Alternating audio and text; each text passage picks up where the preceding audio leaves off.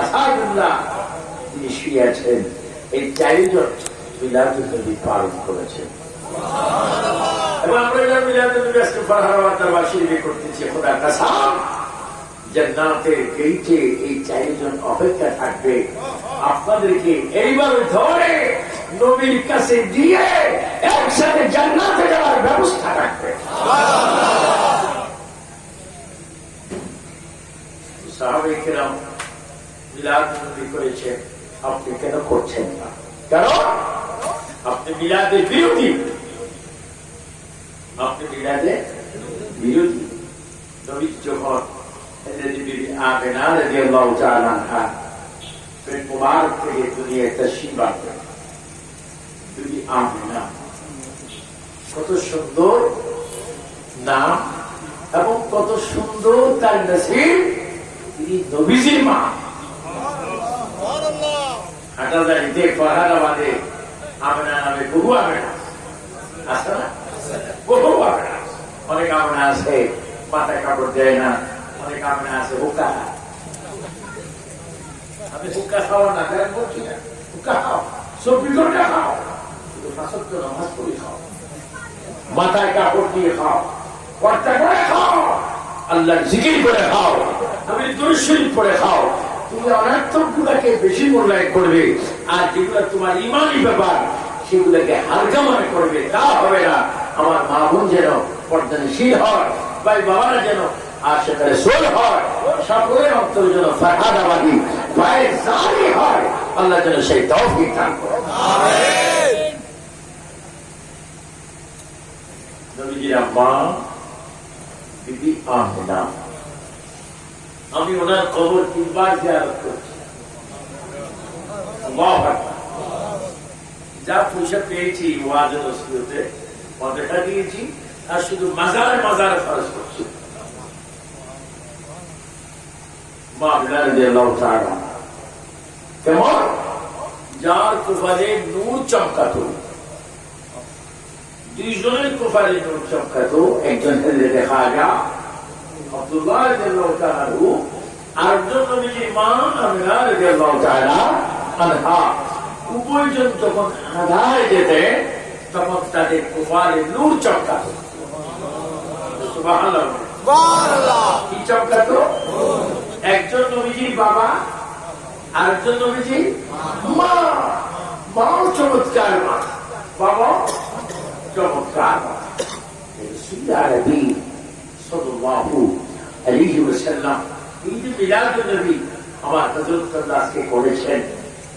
শাহ মুজাম্মেল শাহ ফারহাদাবাদী সাদাতে কত আঞ্জাম তিনি আমাদের কাছে নিয়ামতের শুকর নিয়ামত দান করাইছেন। রাসূলুল্লাহ নবী আপনার পেটে আসার পূর্বে তিনি আমানত ছিলেন আল্লাহ হতে বাবা জানের কোফালে, খাজা আব্দুল্লাহর কোফালে, চিৎকার দিবেন আল্লাহ। সেখানে কি নূরের শাড়ি ছিল না মাটির শাড়ি ছিল? কোফালে কি ছিল? নূর না পাথর? নূর। নূর। قد جاءكم من الله نور وكتاب مبين। نور হিসাবে কোফালে ছিল। আল্লাহু আকবার। এই নূর চমকাতো, আলোকিত।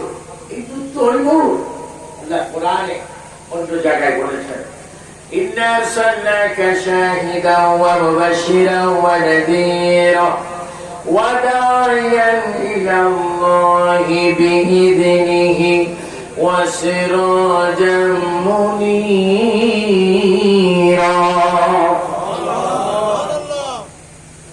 سراجا منيرا যিনি প্রদীপ্তপতি, যার আলো থেকে, যার নূর থেকে সূর্য আলোকিত হয়, যার নূর থেকে চাঁদ আলোকিত হয়, তারাটা আলোকিত হয়, তিনি হচ্ছেন নূর। নূর আলা নূর। সেই নূর আসলেন আল্লাহর হুকুমে বাবা খাজা আব্দুল্লাহর কোফাল মোবারকে। আর সেই নূর হচ্ছে আমার নবী, আর সেই নূর ক্রমে ক্রমে এসেছে মা আমেনার পেট গর্ভ মোবারকে। উচ্চ সুরে বলুন সুবহানাল্লাহ। রাসূল কারীম আব্বাজান এবং নবীজি আম্মাজানের মাধ্যমে পৃথিবীর বাশারিয়া সুরতে আসতেছে। বাশারিয়া না বাশার না কোন মানুষের মতো নয়, কোন পাবলিকের মতো নয়। যেমন আংটি আকিক পাথর, আকিক পাথর পাথর, রেল লাইনের পাথর পাথর, সেটা কি যেমন আংটি হয় না, এটা কি যেমন রেল লাইন ব্যবহার হয় না, ওটাও পাথর এটাও পাথর, কিন্তু একটা আকিক পাথর আর রেল লাইনের পাথর। নবী মানুষের মতো, নবী মানুষের মতো, কোন মানুষের মতো নয়। সব মানুষ মানুষ, নবীর মতো নয়। নবী হচ্ছে অতুলনীয়, নিজের নিজের মতো। আল্লাহর মতো যেমন আল্লাহ নাই, আমার নবীর মতো কোন নবী এই নাই। সবচেয়ে একটু ধরো নবীর মতো কোন নবী, আর তো ধরো শয়তান জোতার বাড়ি খাবে, নবীর মতো কোন নবী। কেমন নবী যার ছায়া নেই, কেমন নবী যার শরীর মোবারকে মশা মাছি বসে না, কেমন নবী যিনি হাঁটতে গেলে 40 দিন পর্যন্ত রাস্তায় খুঁজব, কোন নবী যিনি হাঁটতে গেলে বৃক্ষ তরুণতা সালাম প্রদান করে, তিনি কেমন নবী পাও মোবারকের নিচে যদি পাথরের টুকরা পড়ে মনের মতো বলে যায়, তিনি কেমন নবী। সুনিবারা ফরহাদ আমাদের আমার ইমানি ভাইরা, তিনি কেমন নবী যার ডানে বামে সামনে পিছনে 70,000 ফেরেশতা প্রতিদিন থাকতো, নবী পাককে সালাম দিত। যিনি খিদা থাকতেন, ক্ষুধার্ত থাকতেন, কিন্তু কোনদিন চেহারা মোবারক কালো করেনি। যিনি পানির পিপাসায় অস্থির হতেন, কোনদিন তিনি সর্বত্যাগ থেকে সরেনি। তিনি পাথর খেয়েছেন, তার গরম মতের জন্য দোয়া করেছেন। এখনো পর্যন্ত রওজা মোবারকে সিজদায় পড়ে পড়ে রব্বি হাবলি উম্মতি বলে বলে কাঁদছে।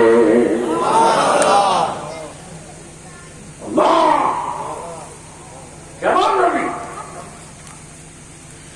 একদিকে হাতে কথাটা রেখেন, নবীজির মা আমেনা, নবীজির বাবা খাজা আব্দুল্লাহ, দুজনের মধ্যে বাশারিয়া সুরত আসতেছেন। বাশারিয়া সুরতের আগে নবী ছিলেন।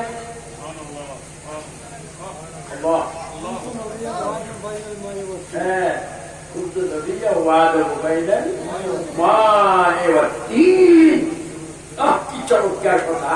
ওয়াহাবি বাচ্চারা বলে কি, খারিজি বলে কি, সালাফি বলে কি, শয়তানরা বলে কি? রাসূলের পাক বলেন কুনতু নবিয়্যান ওয়াদাহু বাইনাল মায়ে ওয়াত-তিন, আমি তখন নবী, তখন নবী, তখন নবী। আদম সফিউল্লাহ যখন মাটি পানির মধ্যে খাবি অবস্থায় ছিল, তখন আমি মুহাম্মদ আল্লাহর দরবারে নবী ছিলাম।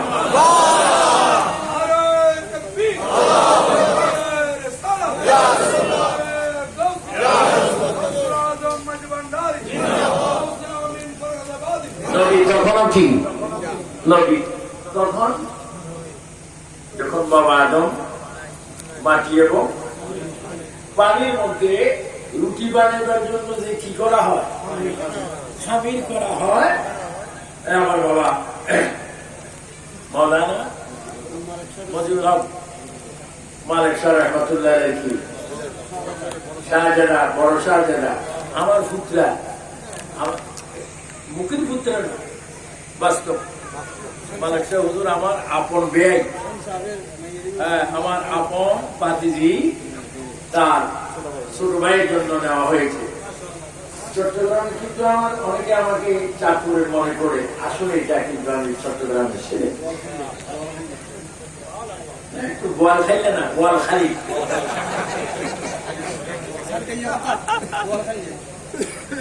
আমি মাঝে মাঝে বলি আমি চট্টগ্রামের ডিম, চাঁদপুর যাই মামলে পেয়েছি। আমার ইতিহাস কিন্তু চট্টগ্রাম ছিল। আল্লাহু আকবার। কি আল্লাহর প্যারা হাবিব তখনও নবী ছিলেন, যখন আদম আলাইহিস সালাম মাটি এবং পানির মধ্যে কি ছিলেন, পেট ছিলেন, কায়া ছিলেন, একিল ছিলেন, খামিল ছিলেন, তখন আমার নবী বলে না না, এখানে আরেকটা মজার কথা আছে। আল্লাহু আকবার। কেমন মিলাদুন নবী, মাটি পানি তো ওই দিন, নবীর তুলনায় এই দিন আমি যেটা বলতে চাচ্ছিলাম সেটা জবান দিয়ে বাইরে হয়ে যাচ্ছে। এটা তো ওই জবান ফরহাদাবাদী বলুন না সুবহানাল্লাহ। ফরহাদাবাদী এখন মাজারে নাই, এখানে এসে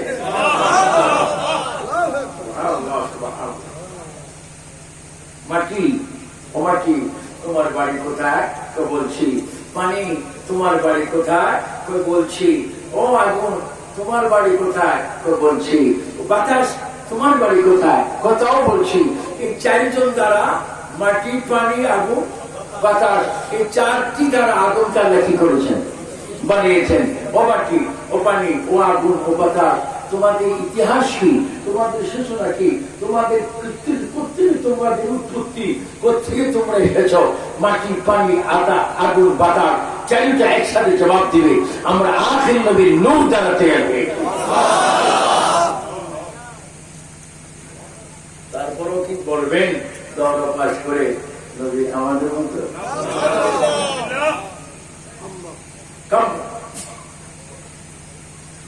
আফসোস আল্লাহর হাবিব জিবরাইল আমিনের সামনে নুজাহাতুল মাজারিস আল্লামা আব্দুর রহমান সুবুরি রাহমাতুল্লাহ আলাইহি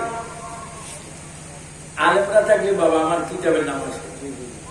আলেমরা আশেপাশে না থাকলে আসে না, থাকলে মনে হয় যেন নিজেও লাইব্রেরি হয়ে গেছি, জানি বাবা এলিমের লাইব্রেরি আছে।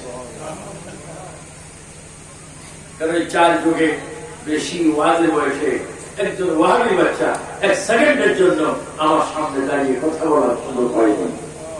যাও একজন সুযোগ হয়েছিল কুমিল্লা মৌলানা কিসমতুল্লাহ, নাম কি?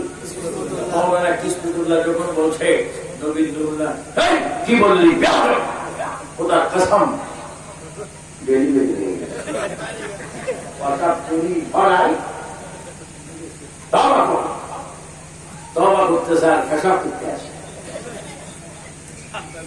কারণ আমাদের তো পেশোয়া তারা ফরহাদাবাদী ইমাম গাজী শের বাংলা যার দেওয়ালে আজিজির মধ্যে হুজুর ফরহাদাবাদী জিকির আছে কিনা?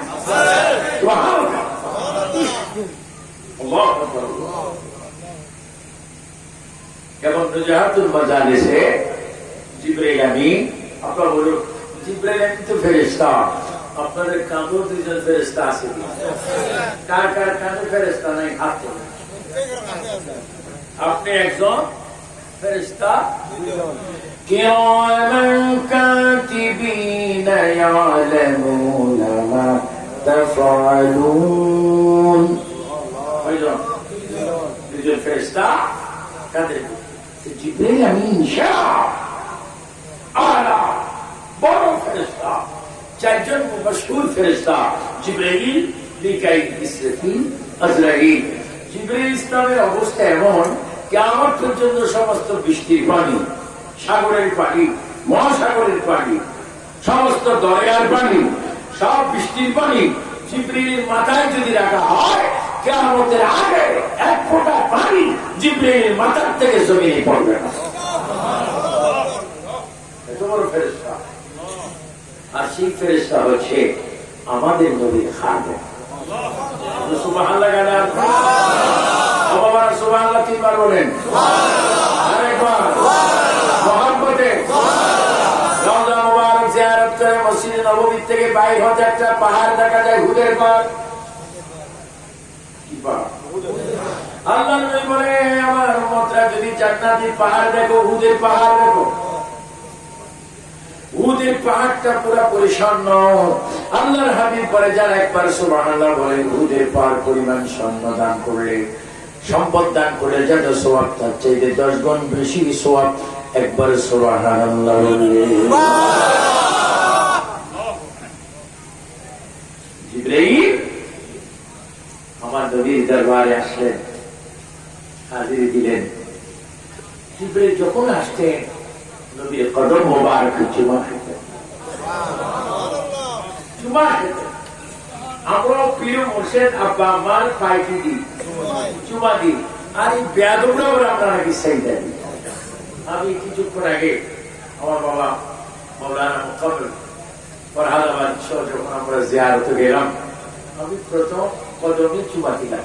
কি দিলাম, তারপর আবার একটু উপরে উঠে একটু হাতে কি দিলাম, দৌড়ে চুমা দিলাম, আবার জিয়ারত করলাম, তো সিজদাটি দিলাম না।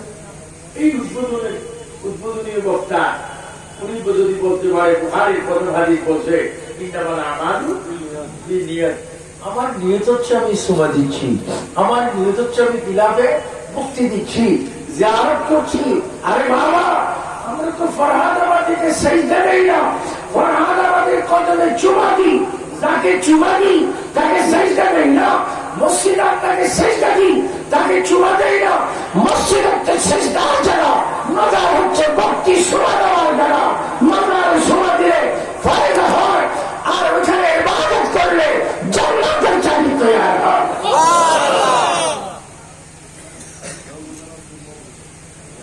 আমরা কি মাজার শরীফে প্রিয় মুর্শিদের কদমে চুমা দেওয়ার পক্ষে না বিপক্ষে? চুমা দিবেন, ভক্তি দিবেন, নিয়ত কি সজদা না সুমা?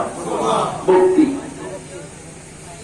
জিবরাইল আমিন নবীজির দরবারে আসলেন, সুবহানাল্লাহ, খাতুনে জান্নাত, নবীজি কন্যাদ্বয়ের মধ্যে শ্রেষ্ঠ কন্যা। এই জন্য কন্যা সবাই সাহায্য, কিন্তু এই জন্য মা প্রার্থনা শ্রেষ্ঠ, তিনি ইমাম হাসান হুসাইনের মা, এই জন্য তিনি শ্রেষ্ঠ। তিনি মা খাদিজাতুল কুবরার মেয়ে, এই জন্য তিনি শ্রেষ্ঠ। তিনি জান্নাতের নারী সমাজের সরদার, এই জন্য তিনি শ্রেষ্ঠ। তার গর্ভজাত সন্তানরা রক্ত দিয়ে শহীদ হয়ে মোলা ইসলামকে চিন্তা করেছেন কিয়ামত পর্যন্ত। শ্রেষ্ঠত্বর কতগুলা কারণ বৈশিষ্ট্য রয়েছে। নবীর কন্যাদ্বয় তো কন্যা হযরত ওসমান গনি বিবি কুলসুমার রোকেয়াকে শাদী করেছেন, এই জন্য নবী বলেছেন, ওসমান তুমি শুধু গনি নয়, তুমি সেই নুরাইন। জি একটু নিয়ে যাও, অনেকক্ষণ বসেছেন, দোয়া লাগে।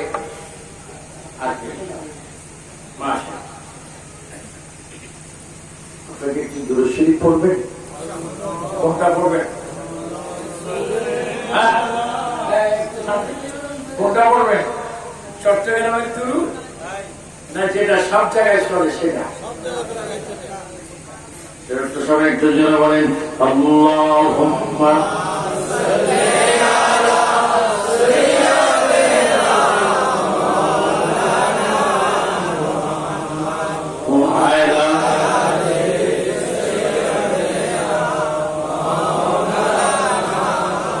আসমানেতে ফেরেশতার কাতারে কাতারে খাড়া, দিনে রজনী পড়েন তারা, সাল্লি আলা মুহাম্মাদ। আল্লাহুম্মা সাল্লি আলা সাইয়্যিদিনা মাওলানা ওয়া আলা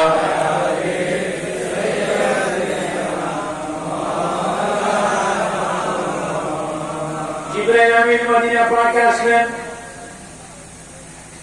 জিবরাইল আসলেন, জিবরাইল আমিন আসার পরে খাতুনে জান্নাত ফাতেমাকে জিজ্ঞাসা করছেন, দরজা খোলার পরে এভাবে দিলেন, কে? আনা জিবরাইল। আপনি একটু দাঁড়ান, আব্বা যান ঘুমাচ্ছেন। সুবহানাল্লাহ।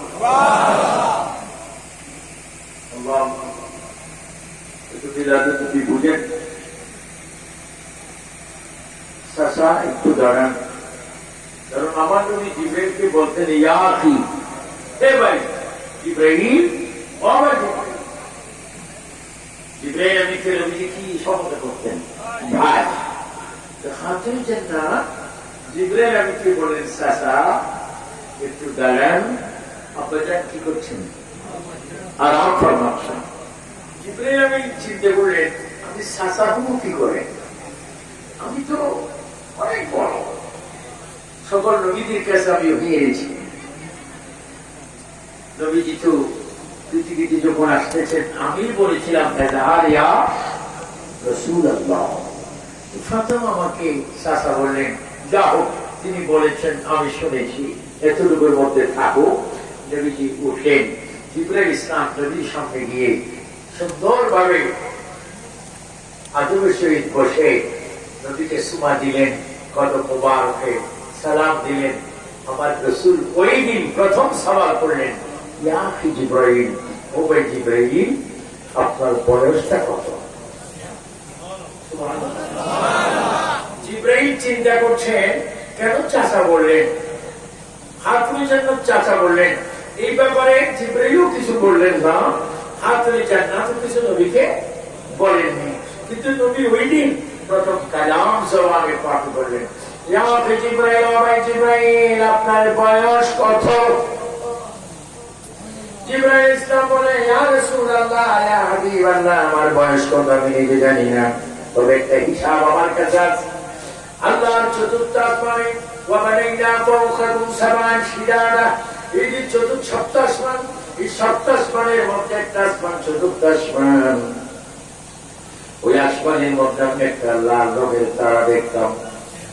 ওই চতুর্থ আসমানে আমি একটা লাল রঙের তারাটা দেখতাম। ইয়া রাসূলুল্লাহ, ওই তারাকে যখন আমি দেখতাম ৭০,০০০ বছর দেখতাম। আবার যখন দেখতাম না ৭০,০০০ বছর পর্যন্ত দেখতাম না।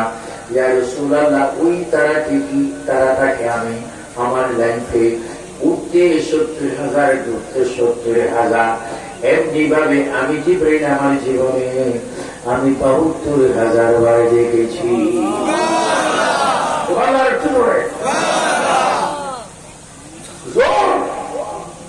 ওই তারাকা ৭০,০০০ বছর উঠত, ৭০,০০০ বছর আমার দেখতাম না। এমনি ভাবে শুধু উঠা আর ডোবা আমার লাইফে আমি ৭২,০০০ বার দেখেছি। এখন আপনি বলুন আমার বয়স কত হতে পারে? আল্লাহ নবী বলে, জিবরাইল, এই ঘটনা তোমার জন্য আশ্চর্য হতে পারে, আমার জন্য মোটর কিছু না।